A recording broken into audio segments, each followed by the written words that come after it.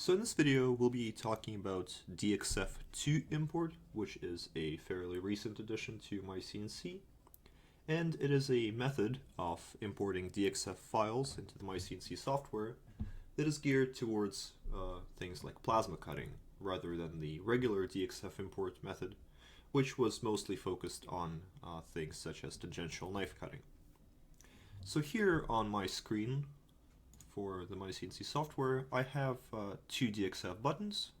This one is the regular DXF file import that people have been using in the past, and this screen is described in detail in our documentation, while this button right here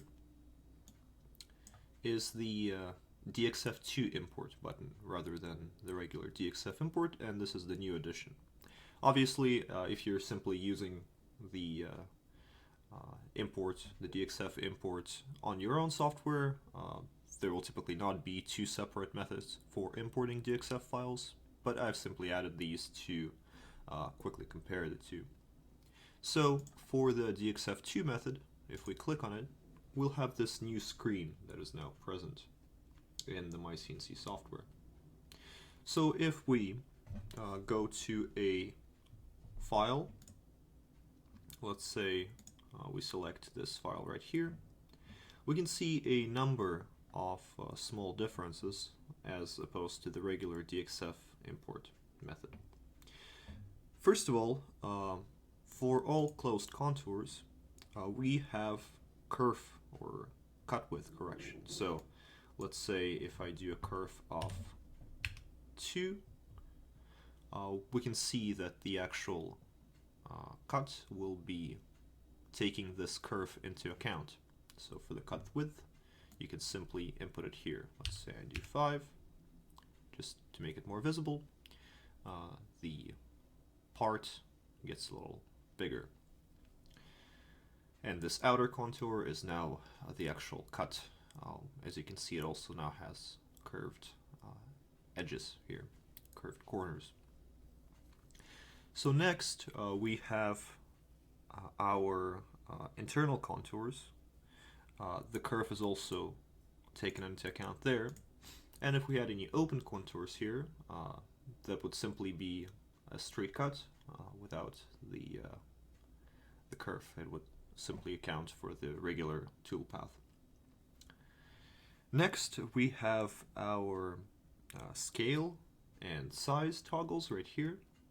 So this way you can quickly change the scale of the file. So let's say I go to a scale of 0.5 versus a scale of 1, which is 100% size. The file will now get smaller, essentially. Let's say I go back and switch to size. I can input a specific size for this file that I'd like to see. For example, it's going to be 300 by 300, and the dimensions, all the ratios are conserved. Let's say we now go back to a scale of 1. We also have these lead-ins that you can see on the file. First of all, we can change the lead-in size. So if I select the contour, let's say I select this outer contour right here, and I simply use the scroll wheel, I can make the lead-in larger or smaller by simply scrolling up or down on the scroll wheel. Next, we can also move the position of the lead-in by simply clicking on the contour and dragging the lead-in around that contour. Or I can also change its size.